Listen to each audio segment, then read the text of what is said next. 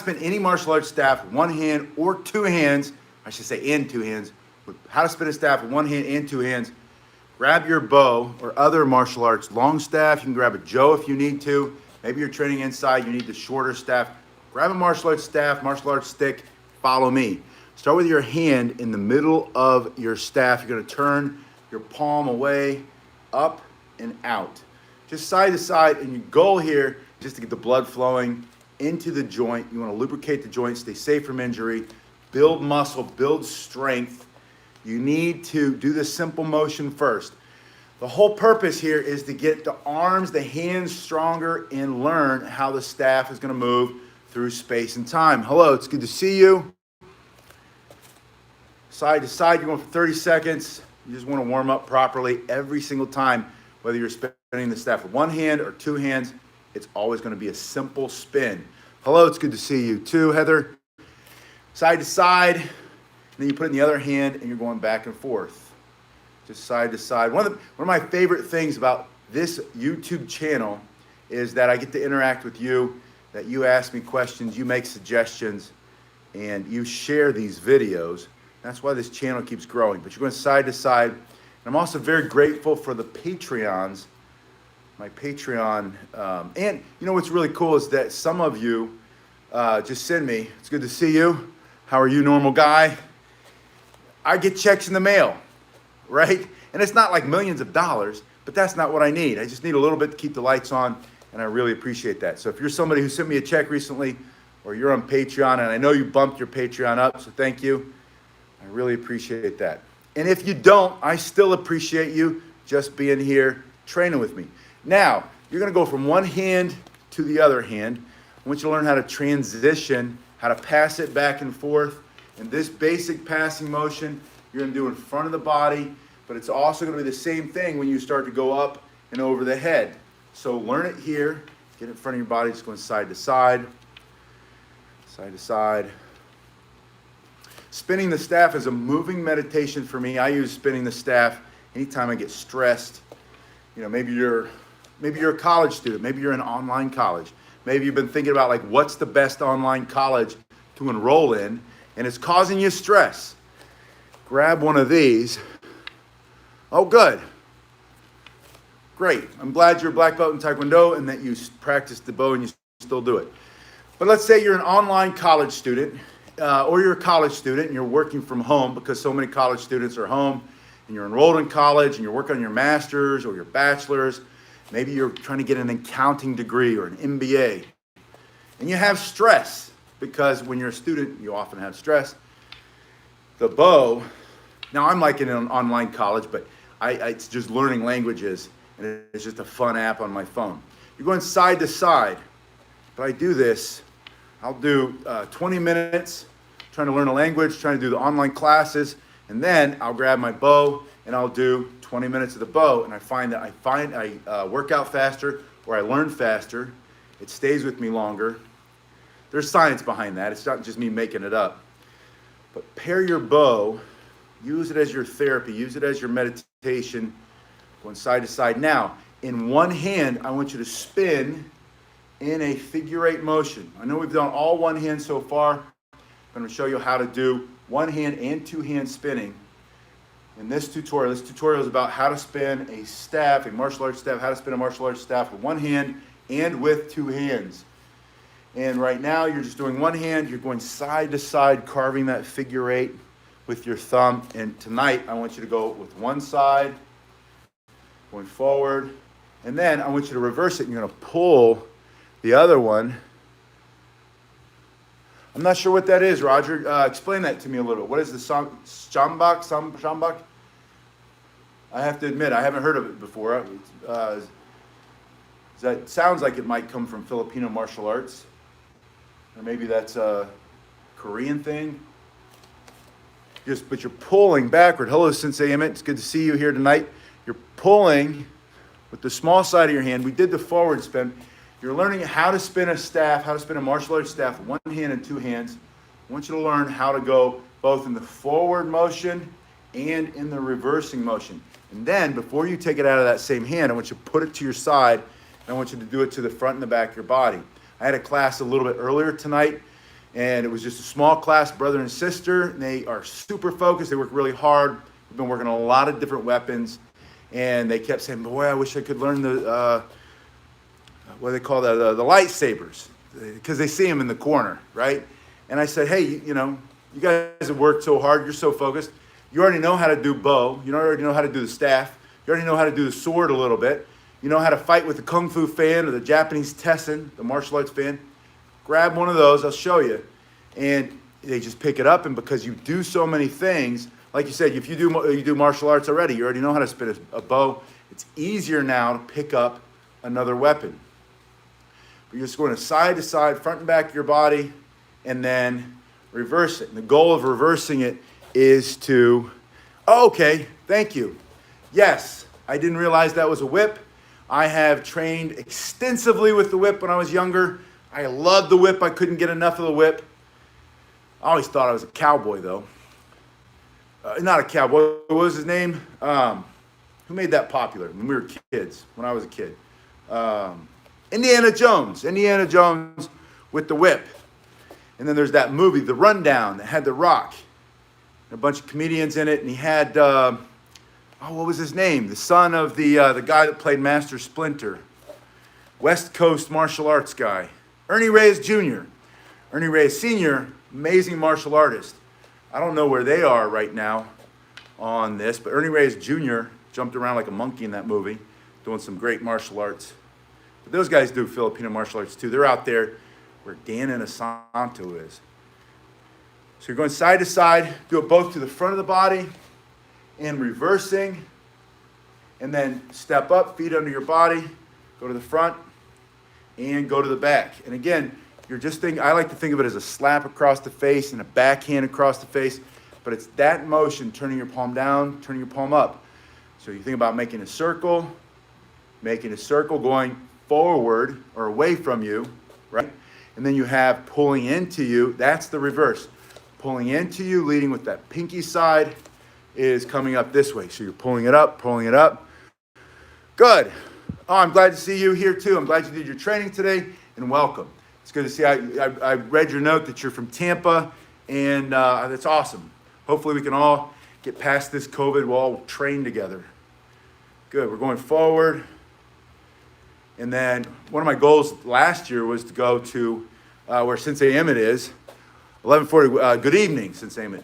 Sensei Emmett's in Ireland. If you haven't seen his channel yet, please go take a look. He's got really cool videos, all these interviews with great martial artists. And good. Why not, right? It's 11:40 at night, still training, as you should be. I'll be training tonight. I'll be sleeping at 11:40, but I'll be up early in the morning. In my online college, I enrolled myself. You're welcome. It's my pleasure, Ben. In my online self-directed university, which is Duolingo. I don't know if you guys use Duolingo. And I decided a while ago, I'm going to stop reading all the news because you can't control it. None of it's real. I'm going to hold it in the middle. None of it's real anyway. See this tape? Hello, Nandra, we're putting it right in the middle. So this orange tape on this staff, I put in the middle so that you can visualize where I'm holding it. That's the center. Then I have a purple side and a yellow side. And that's so when I start, let me put the purple side up. When I start doing that forward spin, if you can imagine, cut this in half and think of just a stick from here up, and then you can control that. Sometimes that's a little easier for people to get that. Now let's talk about spinning with two hands, because this video is about spinning the martial arts stick in, cold steel, I like that. You're welcome. Good to see you guys. Spinning it with one hand and spinning it with two hands. Spinning a martial arts staff with one hand and with two hands. Good, I'm glad you're here. I love the bow too. It's my favorite weapon. It's the one I've spent the most time with. Starting with a broomstick. You ask me all the time, can I start with a broomstick? Can I start with a painter's pole? Can I start with a mop? Yes. Start with a stick. Doesn't matter. Start with we just had a holiday. They have that wrapping paper thing. Start with one of those. Just start. The biggest mistake people make is they wait until they have the perfect situation to start, perfect time. But don't. Do it now. Start now. All right, so two hands, you have two ways to hold with two hands. Palms facing out, I call this push-up position, and then palms alternating or facing each other. This is more traditional striking, striking, blocking, blocking, striking, the Japanese style. In these Japanese style, yes, I'll be in Ireland. I was going to be in Ireland last summer, and my goal was Ireland with the family, and then go to India, Bangladesh, Pakistan. I want to go India, Bangladesh, Pakistan, and teach martial arts there and train martial arts. Yes, we're going to talk about how to strike. So with this split hand, this is more traditional. And in the Japanese style, you're not going to see spinning. Spinning is only going to show up in movie martial arts and competition martial arts. And I like to spin. I like you to spin because it's going to build strength in your grip. And some people say, no, it doesn't. It does. Trust me, it does. The more, you just didn't do it enough yet. And get a heavier staff, and you'll get a stronger grip. But it also teaches spatial awareness.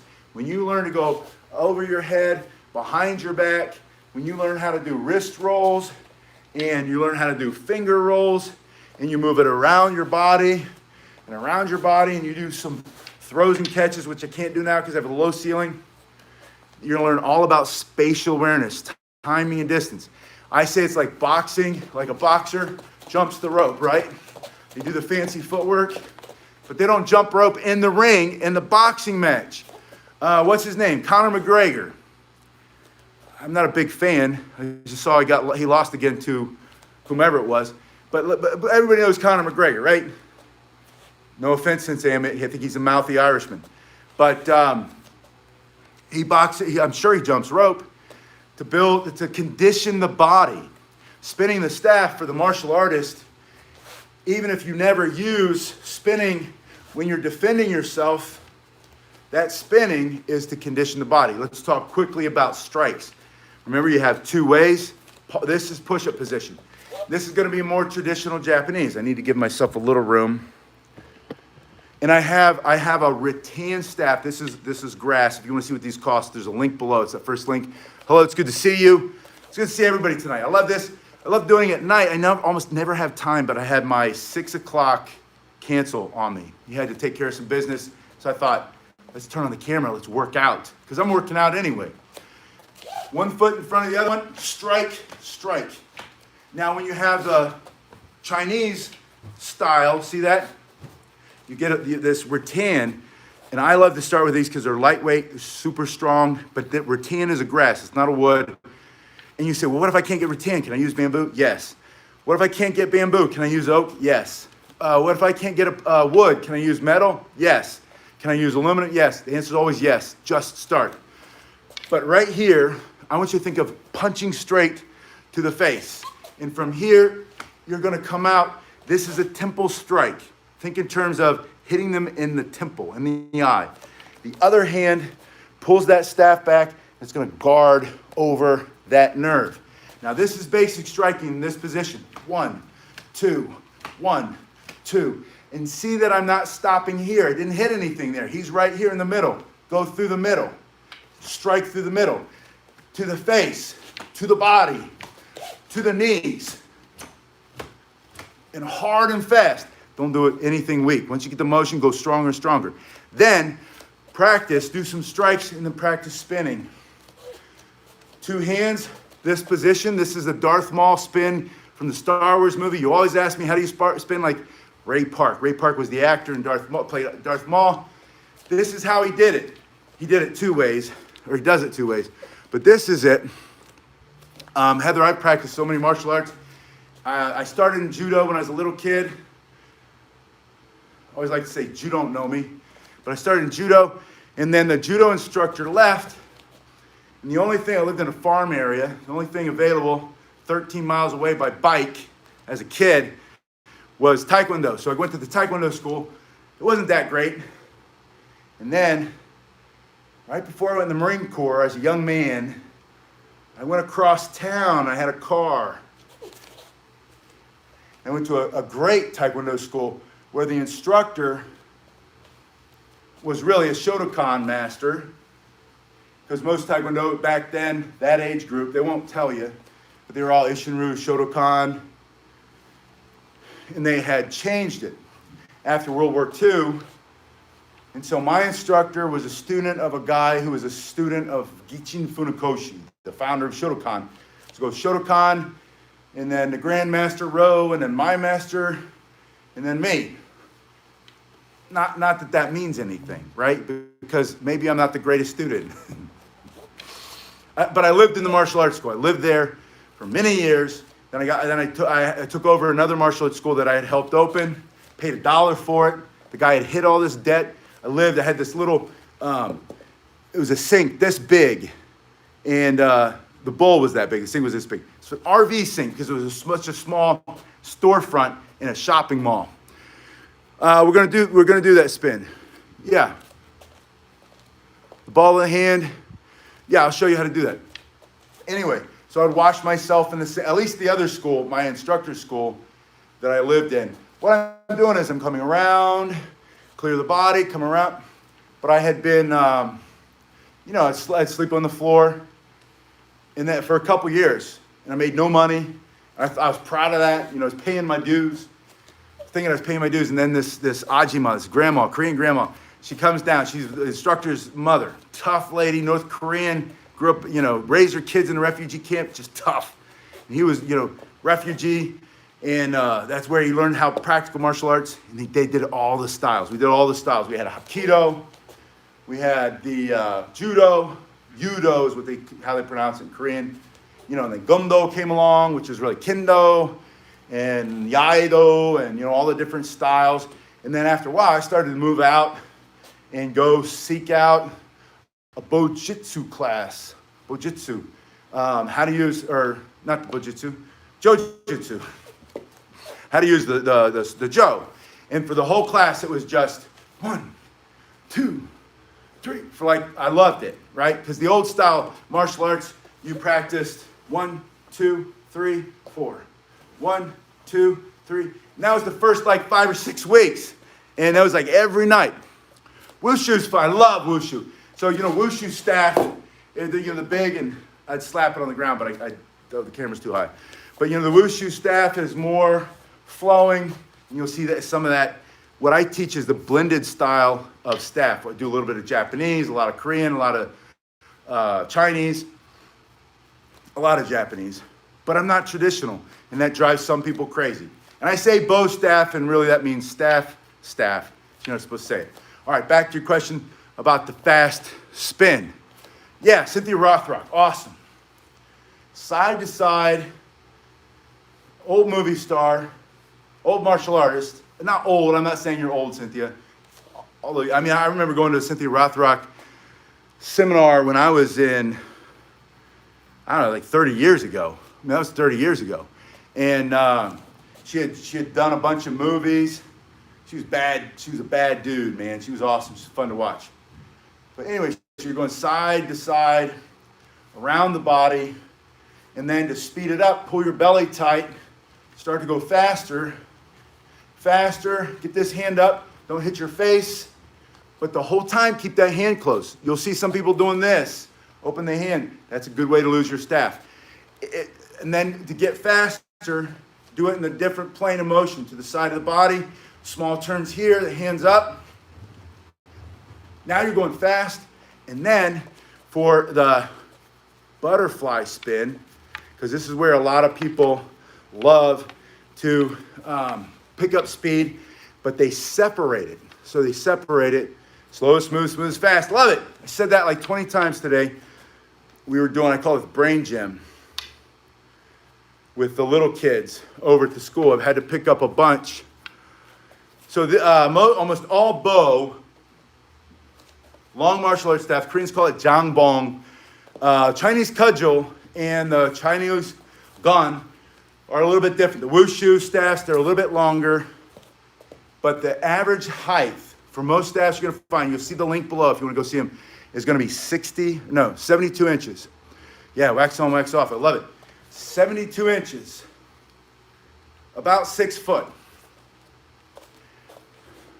Some of them, some bow staffs are tapered. Some of the traditional Japanese style you'll find are tapered. And I have, let's go take a look. Because I have a student coming in a minute. We'll have to cut this short anyway. But let's come to the junk. I just got these. See those boxes out in the lobby? That's to organize my corner. I want to have an organized corner. But, so the average bow right here,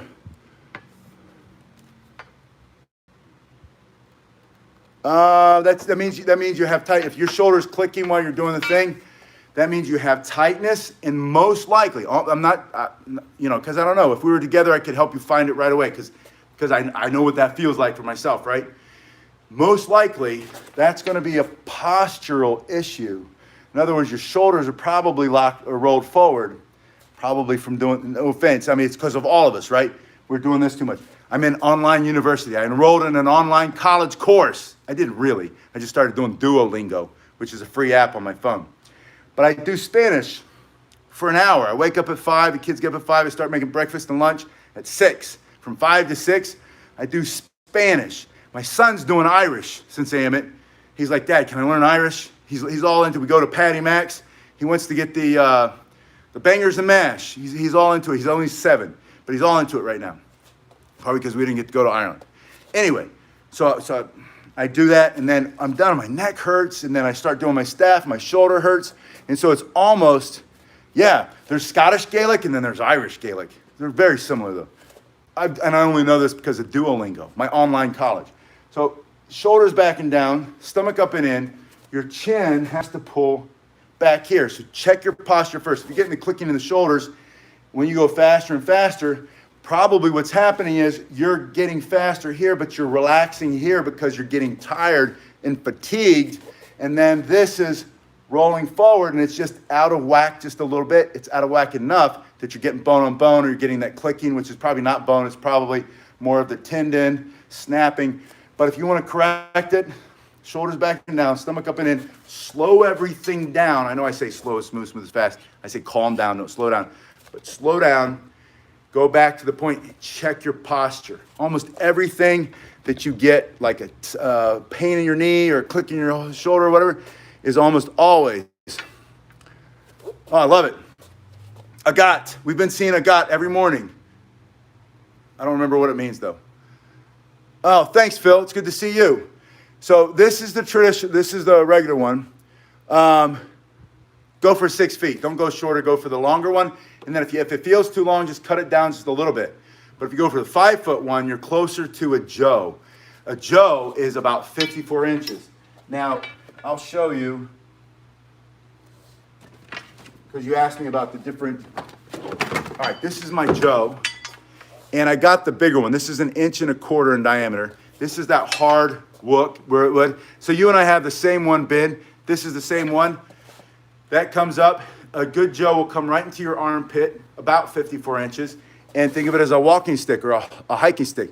Yeah, stomach up and in, abs tight. There's one more though, and it's your head. Almost everybody has this forward head posture now because of the 45-degree syndrome, because they're looking at their phone or they're looking at the screen, especially now we're all doing Zoom calls. So you have to, shoulders back and down, stomach up and in, and pull your chin just back. I like when I drive, and you can do this in a chair at home, is you try to lift that up, and all you're doing is activating the muscles that improve your posture. So if you improve your posture, you'll probably get rid of the clicking. And let me know. Please let me know if it didn't work. Email me. Go to pasquinelli.com, and while you're there looking around, fill in the box, and we'll start an email chain, and I can help you or whatever. Yes, Chloe, I think it does go to Canada. It's basically Century Martial Arts, and I know that they ship all over Canada. So they're in Oklahoma. So this is the thicker one. That's traditional. I'll show you. I cracked it. That's why I haven't been using this one. I cracked it, and I just went too crazy. I was hitting on the banana bag, or maybe it was the floor bag. It's got 250 pounds in there. Good. I was going to do nunchucks tonight. I thought I'd do that tomorrow morning, but they do break. But I found out recently, one of you said that you reached out to Century. You said that you got a crack in your hardwood bow, and they sent you a new one. And they said, no worries, no problem, and took care of it. Yes, for sure, rotator cuff. But let me tell you, Sensei Emmett and everybody else, I have destroyed my shoulder so many times. I've hurt my shoulder so many times between the martial arts and the military and other crazy things I've done. And I've had, throughout the years, I used to get, a doctor would tell me, I've had MRIs on the shoulder like 4 times, and they'd say, you're gonna have to have this shoulder. You've got torn rotator cuffs, I started doing, and I don't have them here, they're in the other corner, started doing Indian swinging clubs. Stomach up and in, working on the posture, and working on the mill. This is called the mill. I didn't work in the mill, although that might be fun, right? That, and then bringing it back in, and slow and smooth as fast. Start with sticks, work up 1 pound, 2 pounds. Never had any shoulder surgery. My shoulders never hurt anymore.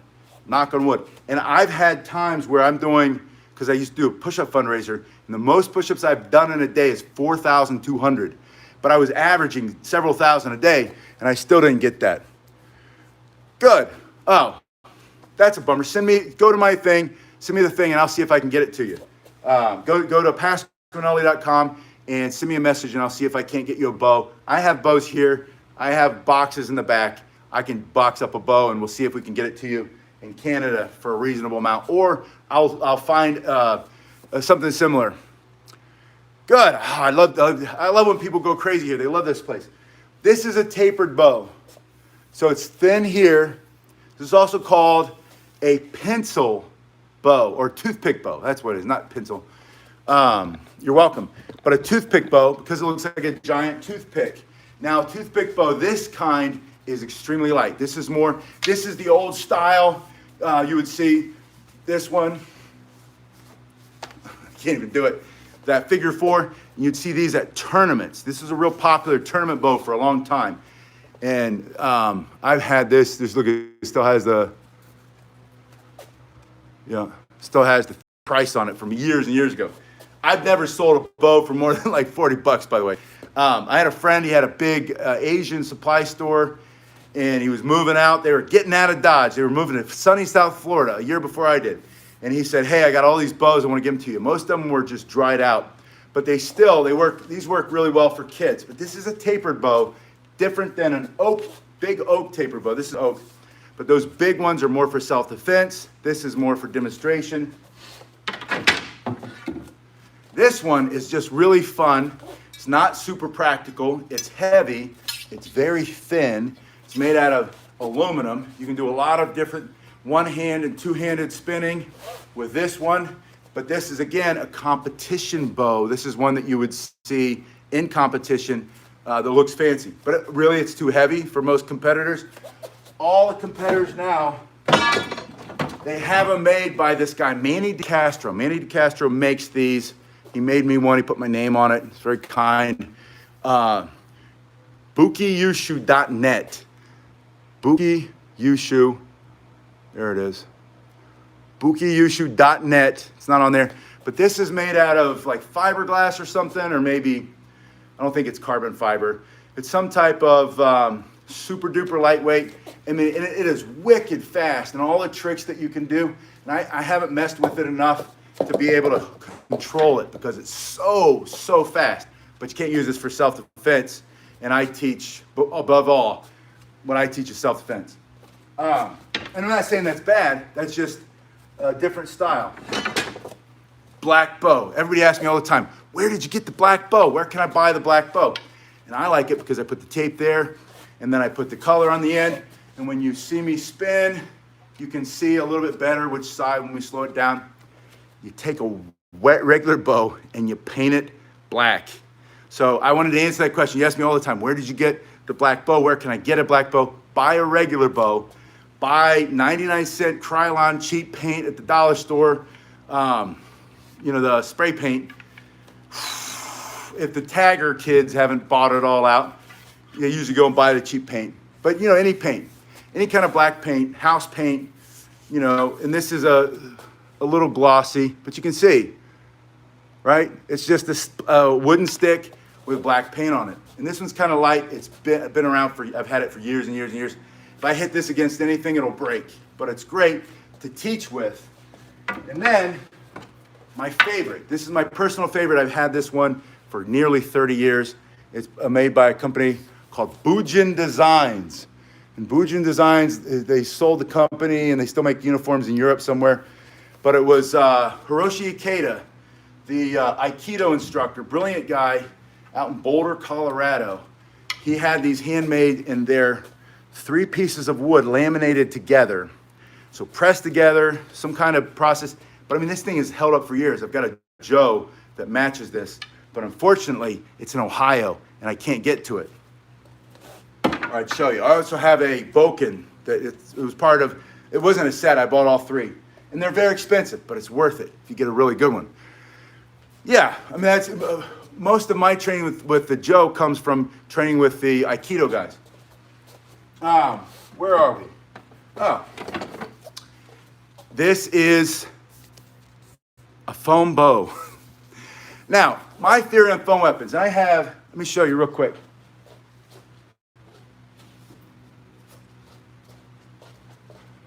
I have a wall. I have a wall on the other wall. I'll show you. I don't know why I didn't bring it with me. That's the other wall. It's got the lightsaber there, right? Yeah, if you really, really, really want white oak, go to Etsy, and you'll find people make them. But I have a whole wall where I teach the kiddies how to use the nunchucks so that when they go around the side, bam, and they smack themselves in the back of the head, they don't die. Now, here's the secret. You're not going to die anyway. This one will hurt, though. This one really hurts. I know, because I keep doing it. But it also increases your focus like you wouldn't believe. You start messing with this one, you go into this one, you go around the head, and you do it wrong, you're going to find out right away. And so there's something to be said using a hard, heavy metal weapon or wood. So you can get a foam bow. And this one has, yeah, Etsy's perfect, Phil. This one has wood in the middle of it. So this one's going to be a little bit more durable. The shorter ones have cheap plastic in the middle, and they're hollow, and they break like no one's business. So you can't really practice together, especially with young kids, because they just want to smash. But I have them, and I have them because people gave them to me. I got them from that same guy when he closed his store. The kids love to use them until they realize they're not heavy enough to really get a good spin, and then I graduate them to my favorite bow for young people. You know, watch the door. I got a student come in, and it's this. Hello. Wait a minute. Hold on. Wrong side. It's good to see you too. Jackson Rudolph. Jackson Rudolph is a great martial arts kid. He's an adult now, but he's a kid on the tournament circuit who does really fancy, cool stuff like that Tyler Lautner did. Tyler Lautner was in that movie. He's in those vampire movies. I think he was the vampire, someone said, or maybe he's the werewolf. But he's great martial arts. They do tricky martial arts, which is the extreme martial arts. Anyway, this is like the perfect length for most young people, and it has these grips, which I don't really think it needs, but it allows them to learn how to do two-handed spinning, and it gets their hands in the right spot, gives them a good grip, and it's just like the perfect length. This would be the perfect length for a Joe. This is also at the link below, but this is the Jackson Root, and they're so inexpensive. So I sell these, I get the kids to buy these if they want to do the bow staff with me, and but when they hit their head and you hear it, and while we're training, and I'll hear it, bong, bong, or the knee, bong, and the leg. And then, yeah, oh good. I love Tim Larkin. He had some really good stuff today about the focus target training. But you hear it bounce off their head, you hear it hit their knee, and I look through the mirror and I act like I don't see it. I see him wince a little bit, and give the mom a look like, don't run out here and kiss sweet boo-boo on his boo-boo. He's fine. He's fine. Good. Oh, awesome, Angela. Cane's the best way to go for practical self-defense. Take it anywhere. Anyway, when you hit yourself in the head, you pay attention really fast. All right, I think I can show you one more, and I got to open the door. Now, this is by no means all the staffs that I've ever owned in my life, because I've had so many. But again, when I came down here to Florida, I wasn't sure I was going to have a martial arts school, but I opened one up, and I left all my bows, all my, because I have some really cool competition bows that I haven't used forever that when you light up on a stage look really cool, and they're made out of like a polymer. But this one's pretty cool. This is nice and heavy. It's got a good diameter. I'm gonna smack myself there. Has a nice good diameter. And this is made by Karate Mart. No, I carry a walking cane in my, oh, hold on.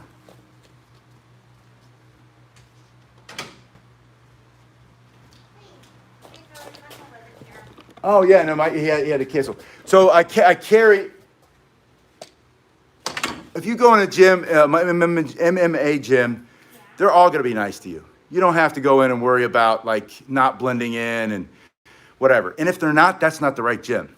Okay, I don't care what gym it is, boxing, MMA, martial arts. If you have a culture in the school where it's cliquish and they think because you're a beginner, they're gonna mistreat you, do not go back. That's the worst place. Probably what's gonna happen is you're gonna go in and they're gonna go beyond and above what they need to do to make you feel super comfortable. So don't wait, go there now. Get started training. That happens too. You might find some schools. There's definitely schools where, especially in this industry, that's full of kooks and weirdos and goofballs. Sometimes you'll find them, and they really don't know anything, and you could be a threat. But that's rare too, Heather. Right? I mean, it's mostly going to be you're going to find a good school. This is what I carry in my car. This cane for self-defense. You can use this. You can jab. You can hook. You can bring it down, bring it across really fast, and you'll be able to defend yourself. All right, that's all I have for tonight. Really appreciate you guys. Please, if you haven't done so, subscribe and leave me some comments. I need to grow this channel. Growing this channel is the key to saving this martial arts school in the middle of COVID. I appreciate every one of you. Thanks again so much to the Patreons and to you guys who send me the checks in the mail. I might not be able to get the note out all the time, but I will, and I appreciate it. Thank you.